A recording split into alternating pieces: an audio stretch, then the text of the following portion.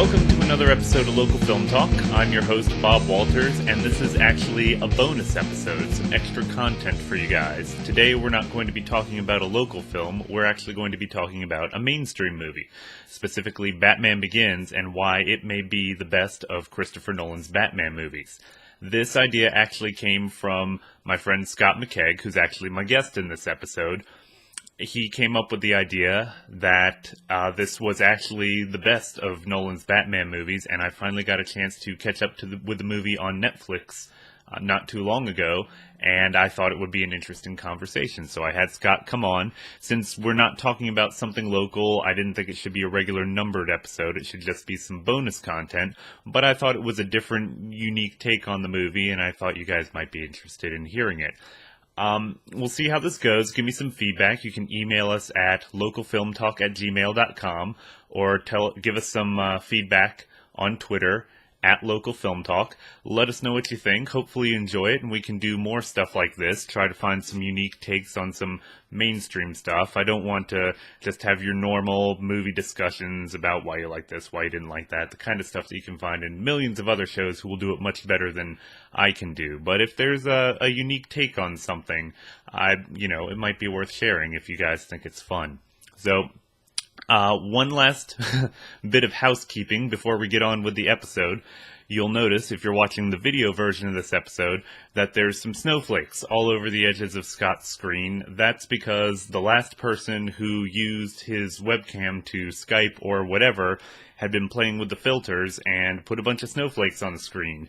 And when he went to use it, we couldn't figure out how to turn it off, so we said, screw it. The thing's going to come out in December anyways. So there's snowflakes on the side of Scott's screen, and that's why that's there, because we are not tech-savvy folks. So, anyways, without further ado, here is my conversation with Scott McKegg about Batman Begins. Enjoy.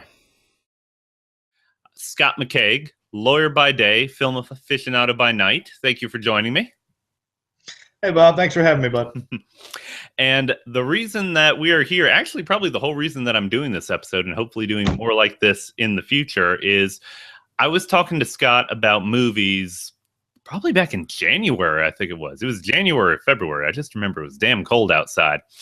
Yeah, it's been a while. And we were chatting movies, and we started talking a little bit about The Dark Knight, the second of Christopher Nolan's Batman movies. And Scott makes the comment that he thinks that Batman Begins is actually the best of Christopher Nolan's Batman movies. And yeah, I think people want to throw things at me when I say that. I actually think The Dark Knight is the worst one of the three, and I love it. Like, I think it's like a 9.5 out of 10. It's a really, really, really good movie. But I think the first and the third installments are better than the second. Really? Okay. I do. I do. Well, I'd thought about your comment, and it was in the back of my head, and I always thought, I wonder why the hell he thinks that. And, in my case, I had seen Batman Begins when it came out in 2005. That was the last time I'd seen it. I had The Dark Knight on DVD, and I would watch that periodically, so that one was fresher in my mind. And then The Dark Knight Rises, I had only seen a couple times when it came out. So the first and the third ones weren't that fresh in my memory. The dogs are going crazy over something. They don't like my opinion. But sorry, I lost my train of thought. Oh yeah, so Netflix recently added Batman Begins, and I went back and I watched it, and when I finished it, I said to myself, you know what? I think Scott might be onto something. I think I might actually like that one the best too. So yeah, go ahead. I'll let you. I've run my mouth too long. Go ahead and you tell why you think this. Well, it has a couple of advantages. I'll start with this. And in defense of The Dark Knight, one of the reasons that everybody loves The Dark Knight, probably the reason that everybody loves The Dark Knight, is everybody loved Heath Ledger. His performance as the Joker was transcendent. It was great. Mm-hmm. And I'll be perfectly honest, when I say I have The Dark Knight on Blu-ray and I go back and watch it, half the time I just fast forward to the Joker scenes. Yeah, well, yeah, and that's worth doing, and those are great scenes. And my retort when people say, "Well, oh no, Heath Ledger," I say, "Well, yeah, but Daniel Day-Lewis was really, really great in Gangs of New York, and that movie was a white-hot mess that should probably not be shown in public." Mm-hmm. That's not the case for the Batman movie. It's a good movie, and I think a couple of things hinder it. I think The pacing of it is a little wonky for me. I feel like because I've heard this, and I don't dig into this stuff enough to know. I've heard that they went back and they recut the end of the movie after Heath Ledger died. The movie was in the can, it was ready to go, and after, because Heath Ledger died in post production, and I'm told that they went back and they changed the ending, and I think that might be true, just because it feels really uneven to me. It is an uneven ending. At the same time, some of the various theories about how it was supposed to end, like I've heard a lot of people talk about how Two-Face isn't even supposed to show up until the third movie, and I'm thinking they already had the Two-Face stuff shot. So and I don't know about that. I think the Harvey Dent stuff felt sped up to me, it really and so did, I don't know. So that part of it was a little wonky. The other thing, the whole movie in general, tell me if you feel this way. I mean, the thing is just edited within an inch of its life, and it's just moving so fast. Do you ever get the feeling when you're watching The Dark Knight that you're watching a highlight reel of a 4-hour movie? Sometimes, yeah. And see, that feels like a problem to me.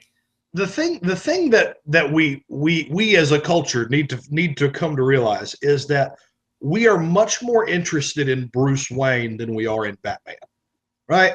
And the reason that I like the first and the third movie better is the same reason that I think Jaws is a great movie, right? Jaws is a shark movie where you don't see the shark for an hour and 15 minutes or whatever. You don't see the shark till the end. And so the first and the third movie particularly, you get a lot more Bruce Wayne. You get to see, how the sausage is made. You get to see kind of the brooding man behind the mask, the psychology, because Batman is just, right, he's big and he's tough and he's strong and he's in his suit and he fights crime, and that's great. But what sort of psychosis sends a guy with billions of dollars who could literally do anything he wanted or nothing he wanted, whatever, to learn how to fight people and then build some sort of indestructible bat suit and stalk the streets at night? Like, that's interesting. Like, guy who beats other people up, there's lots of people that do that. But Bruce Wayne is interesting. And so the first and the third movies, you get way more Bruce Wayne and much less Batman.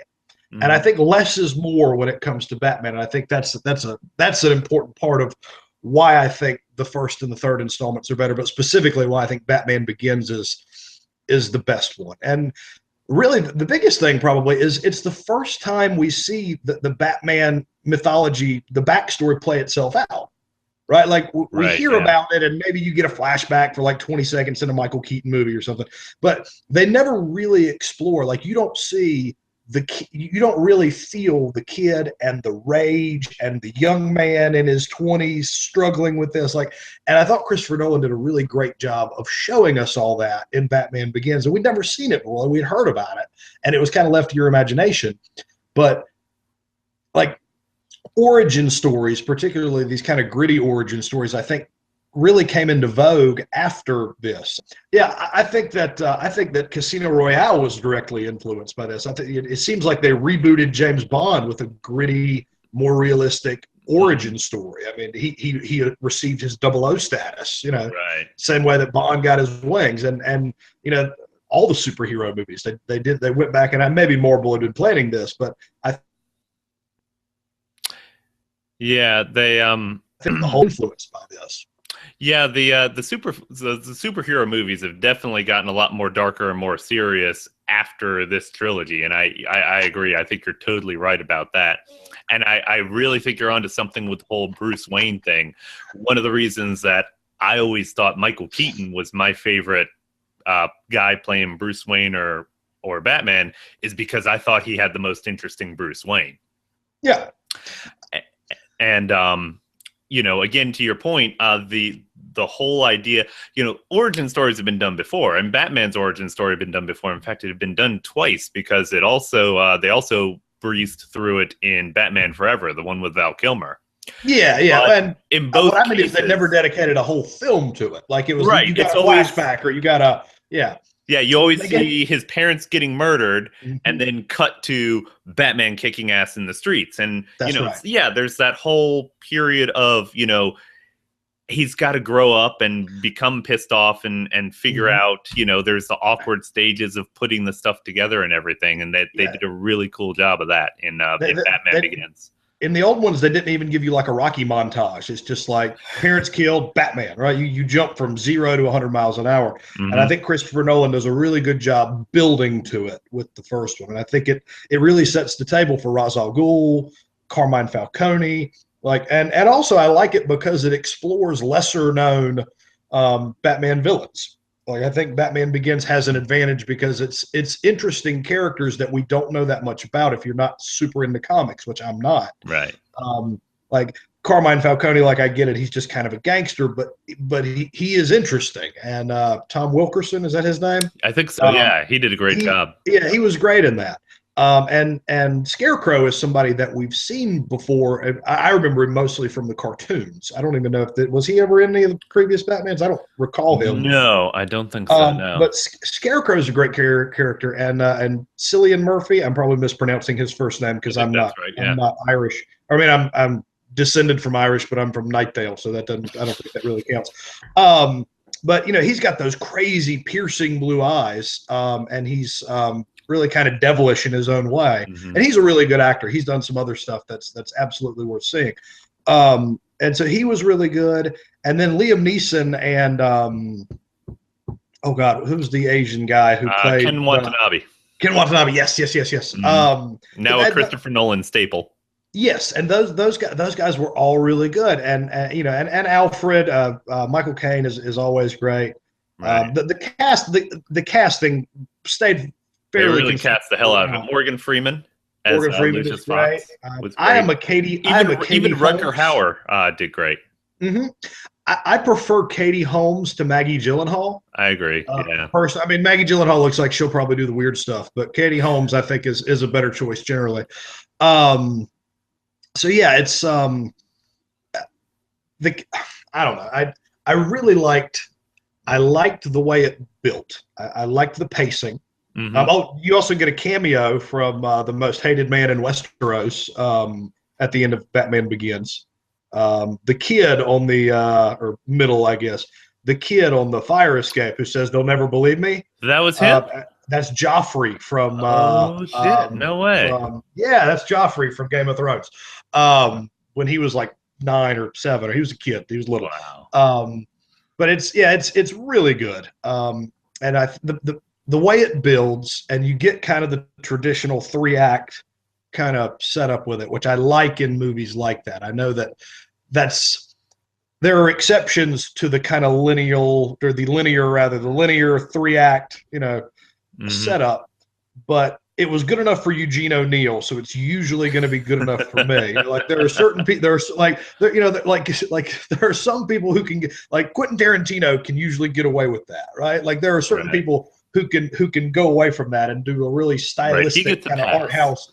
Yeah, well, and there's others too. There are lots of great directors who do stuff like that. And Christopher Nolan is one of those who can do that. But Hmm. for the purposes of this story, the best format to tell the story, you don't have to reinvent the wheel here. You set it up, you make it a little bit dark, a little bit gritty. You make people feel it in a way they've never really felt it with Batman before, and you really explore Bruce Wayne. And I think that, and I don't. This is just pure speculation. There could be nothing to this.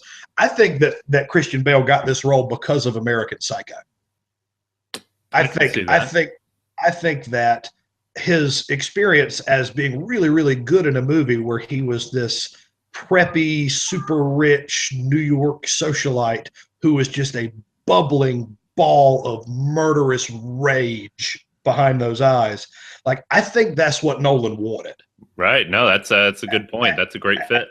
I've never seen that anywhere else, but I could just be making it up. But I think because I know there were a lot of people that wanted this. Like Hugh Jackman, I heard was after it hard. Joshua Jackson, which would have made this the worst Batman movie in the history of Batman movies. It's like, hey, we got the third worst actor from Dawson's Creek, and we're going to give him a 3-picture Batman deal. You could have just shuttered Warner Brothers, just set Do the it. whole studio on Of fire. course, at that time, you got to remember at the time that this came out, the last Batman movie was Batman and Robin, which killed the damn Oh, franchise for 7 years. I'll tell you what, that's the other thing that I really that I think makes this great. First of all, there were no neon light stick fights, which I think is Hmm. always a great place to start. There were no Arnold Schwarzenegger was not a man who was frozen with a terrible accent. There were just a lot of little things, little things that I think are very Little tiny important. things that you could like look at from a million miles away and go, no, no, that's not Batman. No. That no, do not make $150 million version of the Adam West Batman. No. Oh yeah, God, it was bad.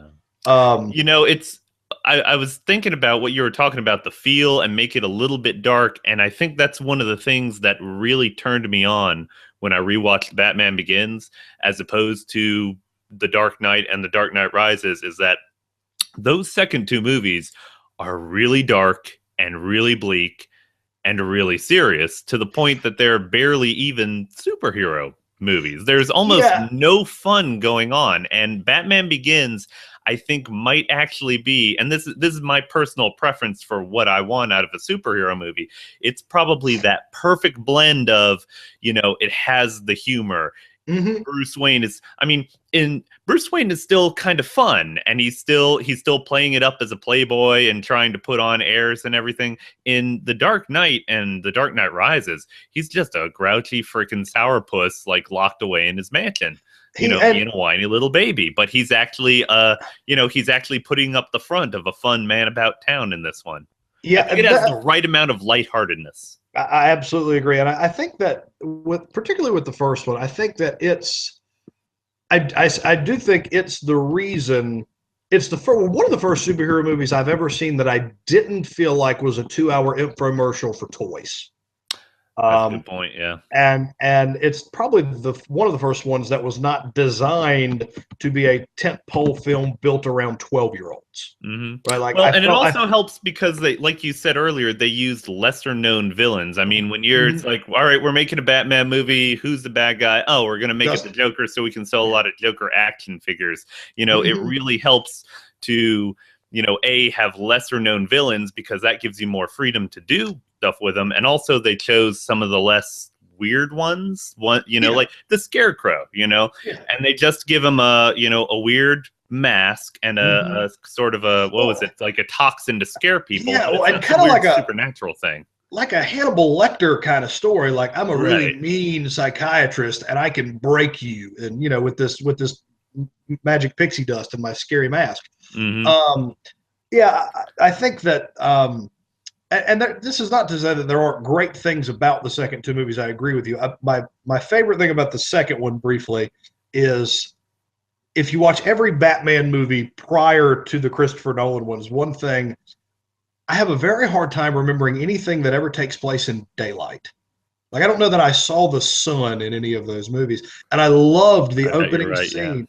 I loved the opening scene of The Dark Knight That's a great because scene. it is a brazen daylight bank robbery, right? Like it's night and it's raining in Gotham. It's not that it's broad daylight, school buses, people in a bank. It is in your face crime, right? hmm Well, I and the thought that, Joker actually, I want to say he does three big things during the middle of the day. There's yeah, that. There's the at who is it, the funeral yep, where he tries to shoot Gordon in the middle of the yep, day, and yep, then there's the blowing up the hospital, all right in yeah. broad daylight. Yes, and I loved that. Like stylistically, that was different than stuff I'd seen in previous movies, and I really liked that it made it feel a little meaner to me, and I think mean is so important in these. And the third one, I liked the third one because I was an English major in college, and I'm kind of a I was book gonna nerd. say I was not Um, so hot on the third one, so please explain well, me why you love the third one. I love the third, but because it's a tale of two cities. Like that movie, and he's Okay, not I got shy you. about it. I mean, the barricades, they stormed the Bastille, they set up the phony courts, and they sentenced all the rich people to be drowned in the river. They didn't have a guillotine, but that was the next best thing. hmm And even at the end, when Gordon is reading at his funeral, um, it is a far greater rest than I go to now than I've ever had. Like that is the epilogue from A Tale of Two Cities. Like that's what that's from. So and that's Dickens's best work, but that's a whole different podcast. Right. And most Uh, people like to just most people look at that and say, "Oh, it was the Occupy Wall Street thing." And I like to think Christopher Nolan isn't quite as reactionary in yeah, pop culture as that. Well, no, I mean, and there are certain parallels to that with the with the 1% talk and everything else that we're dealing with politically. And again, that's probably a whole separate podcast. But yeah, I mean, it's if you haven't read A Tale of Two Cities, go read A Tale of Two Cities, and you're going to say, "Holy crap, this is Batman."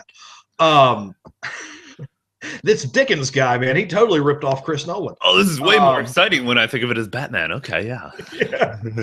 Yeah. But with regard to the first one, I think a couple of things really stuck out to me as being um, different than previous Batman movies in a good way. People died. Like in a lot of the Batman movies, very few people died. It's kind of like this, like in the original Star Wars movie, lots of people died, and when they rebooted them, no one died. Right, Like, yeah. like everybody. I mean, I had know their faces Batman on has his stone. rule that he's not going to kill anybody, but at the same Yeah, time, but the villains are trying to kill everybody. yes, and bad things happen, and it's a mean city. Mhm. And so I liked that part of it. Like it all felt very authentic, and I like on the scenes when Gordon was palling around, when Gary Oldman, who's fabulous by the way, was palling around with the crooked cop Flash, and I can't think of the actor's name. He's great. He just did 6 or 7 seasons of Sons of Anarchy and It's was in awesome. Batman Begins, right? Yes, and Batman's Begin. He's the Big crooked hairy guy. cop, God, what the was big his name? hairy I guy, forget, but and yeah. he plays Bobby Elvis in the he's Bobby Elvis in Sons of Anarchy. Okay. Um, I have but to he, get caught up on Sons of Anarchy. It's one of those shows where I didn't catch it originally, and by the time everybody told me it was great, it was in like season 5. I'm like, I had too much catching up to do. I don't know when I'm going to get to this. gotcha. I'm pretty sure that now you got me nervous that those are two different people and somebody's gonna. And if I'm wrong about that, I apologize. But the I'm faces sure the right internet now will call look you out very. on it. The internet will call me out, but I'm fairly certain that they're the same person. Anyway, but those scenes are great because it reminded me of like watching. You ever seen Warriors? Any Yes, of those yes. like '90s like grimy New York City kind of back when Times Square was not a place for tourists. Right, If you ever right. made it to New York back pre Giuliani. Um, and I thought that was something that you know. Well, one of the things in like you're talking about how real the city felt and everything in the second and third one in the Dark Knight and the Dark Knight Rises. All that stuff was cool. I do like that it feels realistic and it doesn't feel like it's all in front of a green screen like a Star Wars prequel. But at the same time, they just started shooting so much in the cities that they were in that Gotham didn't really feel like its own city. I mean, in The Dark Knight, they're just in Chicago. It doesn't feel like Gotham anymore. It just feels like they're in Chicago. Yeah. Whereas in the first one, they really, and again, probably because they were still trying to transition out of the more comic booky stuff, Mm-hmm. Gotham is its own thing. I mean, remember in that first one, and it's a big plot point, is those monorail, the commuter Yeah. trains Yeah. in Gotham. And I think maybe in The Dark Knight Rises, you see them in 1 or 2 background shots, and then they're just completely gone from the third one. And Gotcha. like in the first one, the Narrows, I think the Narrows is a great part of the of the first movie. It's It is. it's this really dark place. It's that again that that 70s and 80s New York City feeling where it's not safe or anything. And to be perfectly honest, going back and looking at some of the cinematography and the way the stuff is lit and everything, a lot of stuff at night in Batman Begins and especially in the Narrows kind of feels more like the Tim Burton Batman movies than it does the later Christopher Nolan stuff. And I think that really makes it more unique and a lot of fun. Well, and I think that he that was probably done on purpose. And I think that the reason that people like you and me like this movie or love these movies, I love them, Mm-hmm. is because I really do think these were probably some of the first superhero movies that were made for people our age. Right? Right. Like the determination was made, you know what? There's a lot of nerds out there, man, who grew up on this in the Mm-hmm. 70s and 80s and 90s, and they're in their 20s or 30s or 40s, and they want to see this, but they don't want what we just tried to give them with that Batman Forever crap and and whenever that was, 98. Absolutely, yeah. They want for lack of a better description, Batman Begins is a cop movie. You know, like that's what it It's a feels cop like. It. movie, and it's about the mob. You know, that was the thing that I thought was really interesting about that. And I noticed this when Dark Knight Rises came out, because the Dark Knight Rises didn't really seem to have any connection almost to the Dark Knight, and a lot of that had to do with the fact that Heath Ledger died, so they took out any reference to the Joker and everything, and of course Two-Face was gone, so they it Mhm. was almost like they were starting from scratch. But one thing that I thought was interesting is it almost, the way the trilogy is set up, it almost feels like there's Batman Begins, which is this half cop slash mob story, Mhm. and then the half Raj Al Ghul superhero Mhm. movie. And so that movie is two things, and then you have The Dark Knight Rises is a sequel to, or I'm sorry, The Dark Knight is a sequel to the mob stuff, Mhm. but The Dark Knight Rises is a sequel to the comic book stuff. Mhm. It's like there's the first movie, and then the two kind of fork off separately and don't have anything to do with each other. Yeah, I But I can see totally get that. what you're saying about the first one being a cop movie. Yeah, and I think with the, I think And to with be the, perfectly honest, if Bruce Wayne hadn't been done so good, like we were saying back earlier at the beginning of the episode, if Bruce Wayne hadn't been done so well, I would almost say that Gordon is the star of the movie. yeah, and that's, I think there's a lot to that. I think Gary Oldman's character, there's a theme there. I mean, the theme that Christian Bale and Batman and Bruce Wayne explore really deeply. That's a kind of a recurring theme throughout the trilogy is fear and Mhm. how you respond to being faced with fear. And Gordon deals with a totally different theme, which is kind of a theme of righteousness in the face Mhm. of overwhelming evil, and then sort of having to make decisions that on their face are dishonest, but it's kind of a greater good sort of, is this Right, right. it's almost Faustian, right? I'm making a deal with the devil here to save the Mhm. city and lock He's up all always the trying to do the mobsters. right thing, and in the beginning, like in Batman Begins, it's always about being honest and doing the right thing. Yes. But as it goes on, doing the right thing involves more and more lying and deception until, Hmm. the beginning of the third movie is Well, all about covering up what happened in the second. yeah, and I think that theme, I think, really, in terms of character arc over the three films, I think Gordon's is the most interesting. Right. I mean, because like you said, he's Mr. Goody Two Shoes, won't take a bribe, going nowhere in his career, doesn't seem overly ambitious, just seems kind of beaten down by the system. And who would, what's the line he says? He says, in a city this bad, who would there be to snitch to? I'm no rat, Right, something, right. something like that.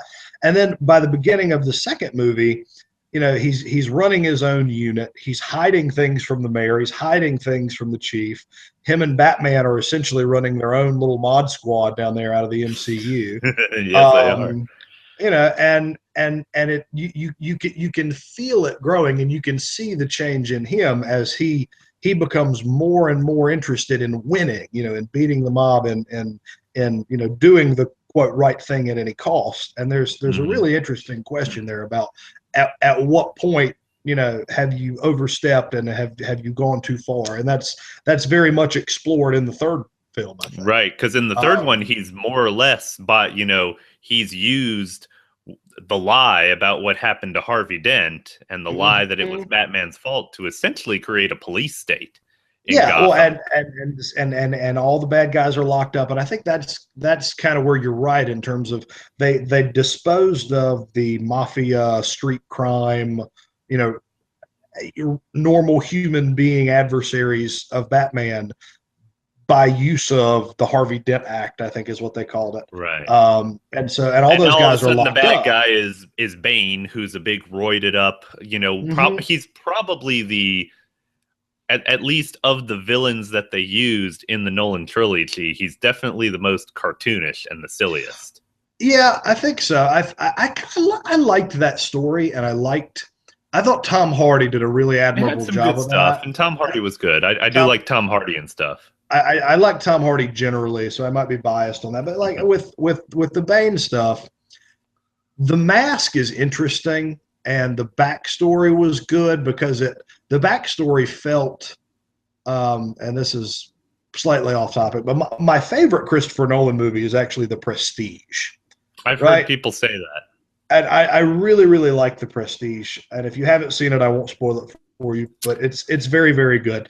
And I saw it on my honeymoon on a cruise ship on like a little 14-inch TV with shitty reception gotcha. on the other side of the room. And it was Well, one of those things where we were doing so much stuff, but the way they do TV channels, because you're kind of floating all around, it's uh-huh. like they have a server on the boat that just kind of Got, cycles through the same stuff. So it's kind of like watching a movie on cable. I never saw the movie all the way straight through, but I saw it in gotcha. about 5 different chunks out of order and saw the whole movie. So it's Gotcha. probably been ruined for me forever, but I Well, hear it's fantastic. if you get a chance, go back and watch it, and we'll do another podcast about the brilliance that is The Mm-hmm. Prestige. But it's a movie about a magic trick, essentially, and I felt like Nolan did a very good job of using the misdirection. And Talia al Ghul is a great character, and I can't. What's her name? She Um, won an Oscar for La Vie en Rose.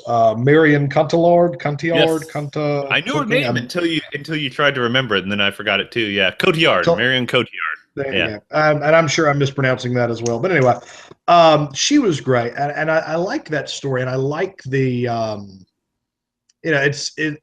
M. Night Shyamalan gave movie twist a bad name. It doesn't have to be the biggest twist in the whole world. It could just Right. be kind of a little interesting twist, Mhm. and that was that. And I thought he did a good job of that. I mean, it's not you kind of see it coming by the end, but either way, it was still well done. Mhm. Um, Two things that I give Batman Begins a lot of credit for. Um, in all the Batman movies, and I mentioned this earlier, that I have the Dark Knight and I watch it every now and then, but a lot of times I'm just skipping through to watch the villain scenes, and I find that to be kind of a theme in in pretty much all of the Batman movies, and I think mhm. that's probably the greatest strength of Batman Begins. And again, going back to the strength of the Bruce Wayne stuff, is Batman Begins was probably the first time I ever watched a Batman movie and I didn't find myself whenever the villain wasn't on screen sitting there going, man, I can't wait till that guy comes back. Like the other stuff, the stuff with Gordon, the stuff with Bruce Wayne and all that stuff was Mhm. just as interesting as the bad guys. And it's probably the first time that the focus of, not just a Batman movie, but any superhero movie wasn't primarily on the villains. And Yeah, the other well, thing, especially in the Christopher Nolan movies, is that Batman Begins probably has, at least with the Raj Al Ghul character, probably the most satisfying end climax for dealing yeah, with the villain. I mean, I was pretty pissed off with the way they got rid of Bane in Dark Knight Rises. They pretty much kind of did the same thing with Two-Face. He was rushed anyways. I don't know the joke. I As much as I like the Joker, that finale was kind of to me. And then he just gets well, caught, and I guess they're gonna haul him off to jail. But yeah. the way he ended the Raj Al Ghul thing, I really liked. Yeah, he's never disposed of. The Joker isn't, and Hmm.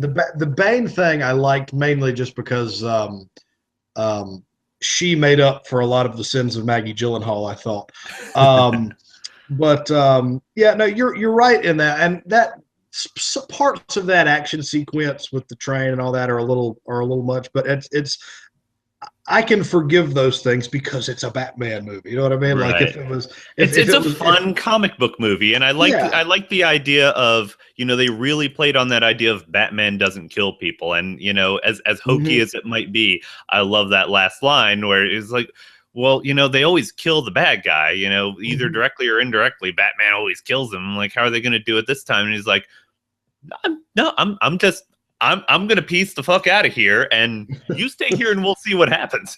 I'm just not going to save you. Yep. Yeah, and they did a good job, I thought, particularly in the first one, of not overriding Batman. Hmm. Right, like because generally speaking, if you're a 6'1" dude in a giant bat suit who knows ninjutsu, you don't really need to talk a lot, right? Like the visual is going to Hmm. speak for itself, I They think, more also than didn't anything else. overdo the stupid growling voice. Yeah, I actually liked his Batman voice, but the only time really in the whole trilogy when I wanted to jump up and go find whoever the screenwriter was and choke them to death with my bare hands was actually in the third one. And I'm trying to remember exactly the scene. It's like when Batman shows back up at the very end, right? He shows down with Bane, and the Bane says, "You came back to watch your city die." No, I came back to stop you. Like, why does he say anything? Shut up! Just punch him. No, that's a terrible line. Don't say a word. If that's all you can come up with, just don't talk. Shut up and hit somebody, dude. Don't speak unless it improves on the silence. That is awful writing. It's just bad. Mm-hmm. But now, speaking. Oh, sorry. Go ahead. No, I was going to say, other than that, though, the writing I thought was fairly clean for Batman, and that's if you go back and watch some of the older ones, particularly Val Kilmer and George Clooney. About half the time when Batman opens his mouth, you wish you could slap whatever he said back into it. Absolutely. Yeah, and the Dark Knight Rises. You say the writing was good and everything, but I have to fall back on what I said about how rushed the Dark Knight felt, and the Dark Knight Rises is the same thing. I feel like I'm watching a 4-hour movie with an intermission that's been chopped down to 2.5 hours. Yeah, I agree that both of those not films... that I felt like I could sit through more of that. I mean, it is a long, taxing movie as it is, but again, it felt a lot like a highlight reel, whereas Batman Begins really lets the story breathe. It is, and it would have been much more Christopher Nolan to not give you that reveal shot of Bruce Wayne and Selina Kyle at the cafe table. To just show the reverse, just show Alfred kind of look up and smile and cut there. Like, that would have been a much more... That's the Inception top spinning right there. Is like, is it? Yes. Is it not? Yes, that would have been much better. That would have been much... Well, it would have been more Christopher Nolan. I don't know that it's better because, and here's the reason I say that. I agree that the ending that we got was a little cheesy and a little hokey, but what it was you actually got a happy ending. Right, the guy finally, like, his parents have been murdered. He's done all this stuff. He's been in, the pit prison and wherever the hell that place was, and he's gone through all this, and he's been beaten and broken. You know what? He got a hot girlfriend and a nice in Venice or wherever that was. So, like, I was okay with that because of all the other things that Batman. But I remember seeing it and thinking to myself, that's not very Christian. I wonder if somebody at the studio said, no. Mm-hmm. You are not showing these people Batman. Show them Batman.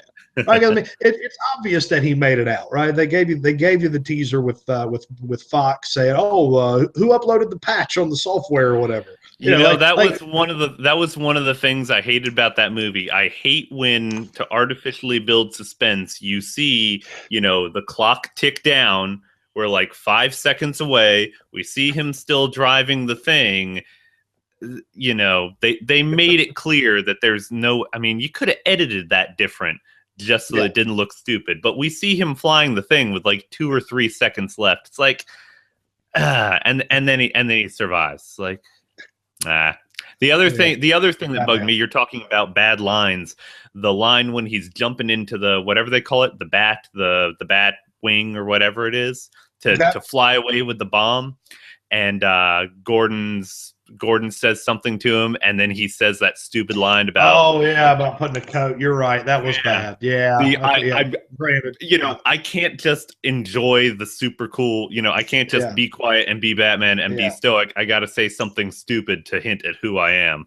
Yeah, if you really want Gordon to know who you are, just tell him. But I understand. I get why they did that, because otherwise there's no reason to have Gordon at the funeral reading from A Tale of Two Cities to prove my point about it being A Tale of Two Cities. Like, in the theater, I think I poked Katie, who's my wife, and my brother, and I was like, This is A Tale of Two Cities. We're watching A Tale of Two Cities. Like, shut up, nobody cares. Like, we don't care.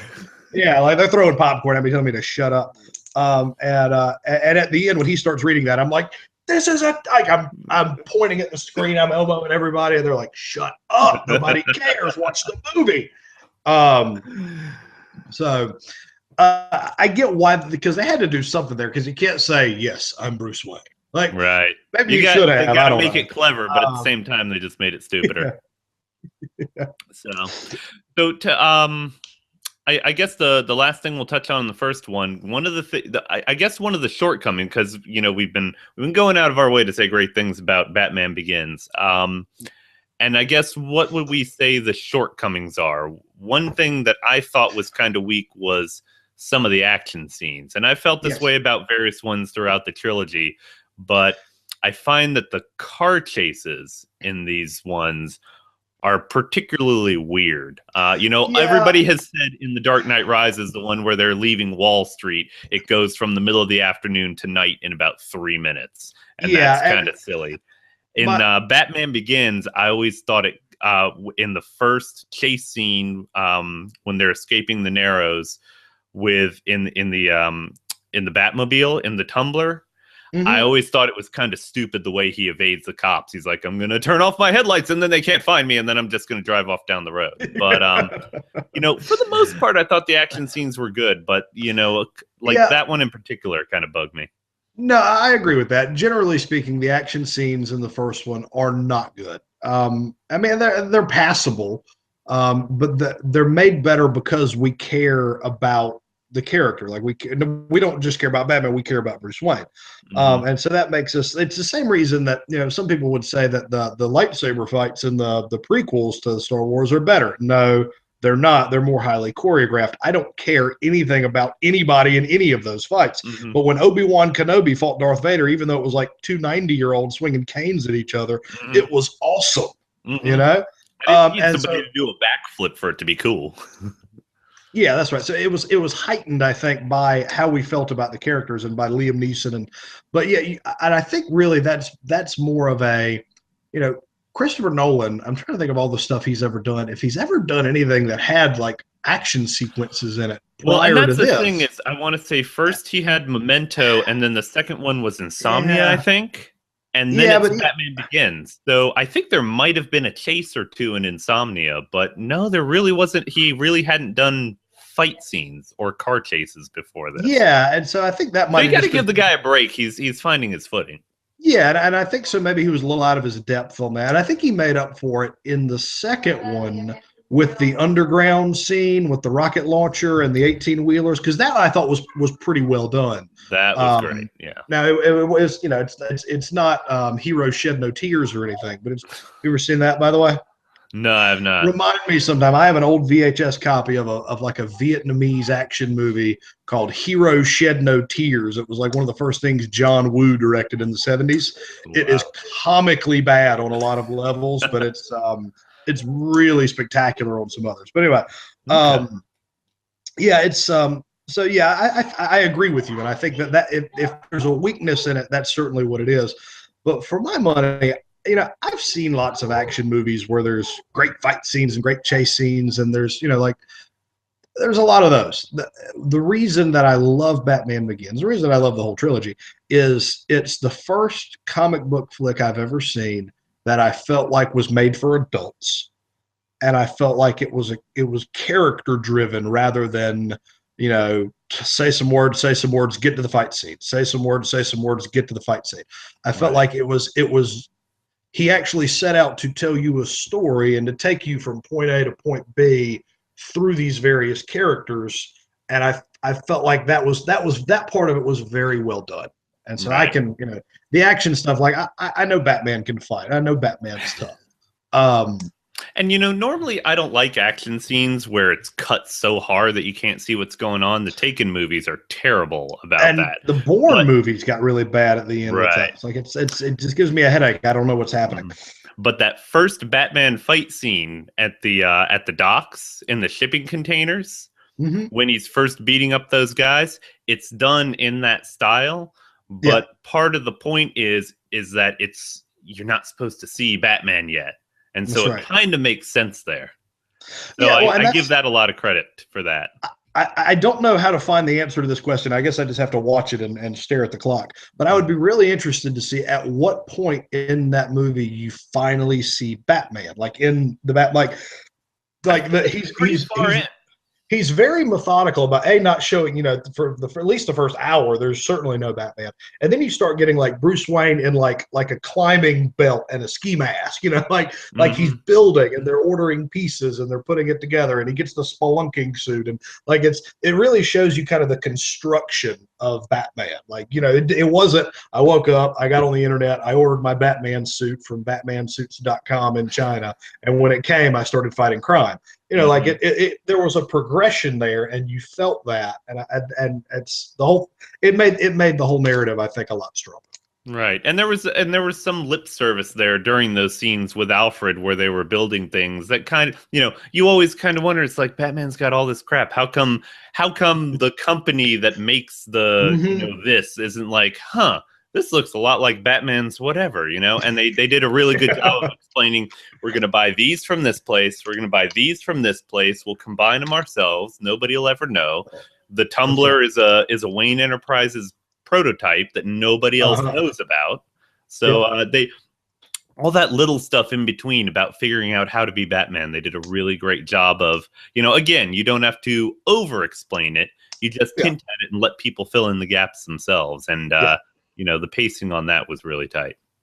Yeah, and really that's really the biggest thing when you come to is like you said, the pacing. And I think at the end of the day, they're all really good movies. They're all exceptionally well done comic book movies, and I think really, there's a difference between a movie and a film.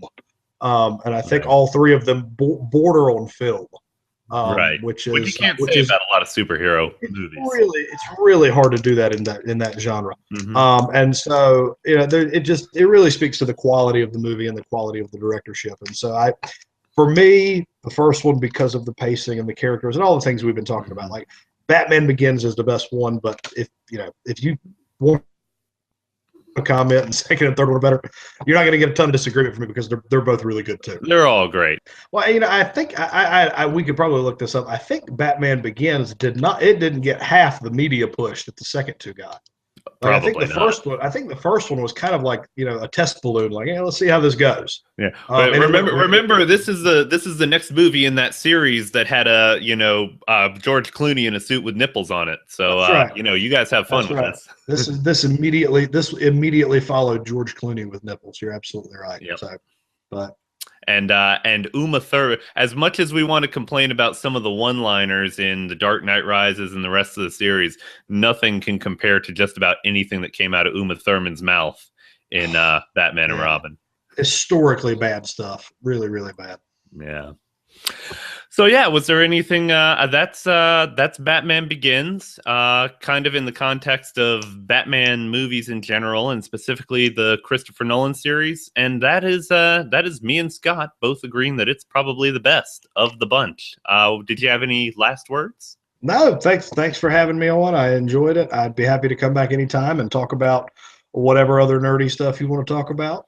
Mm-hmm. But yeah, well, Bob, thanks, man. Thanks for having me on. I've enjoyed it, and we'll do it again sometime. No problem. It's been great. I'll get you definitely get you on again some other time. And for the audience, I hope you guys enjoyed it. This is an odd episode of Local Film Talk, not one of our normal ones, one where we've been talking about some mainstream Hollywood stuff. But I hope you guys enjoyed it. We'll try to do a couple more of these. So we'll see you around.